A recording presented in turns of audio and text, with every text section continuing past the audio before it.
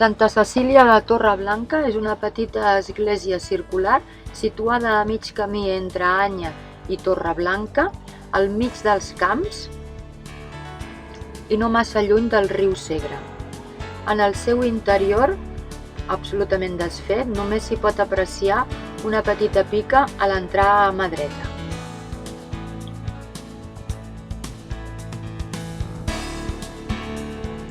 A l'exterior s'hi poden observar 3 finestres circulars com ulls de bou.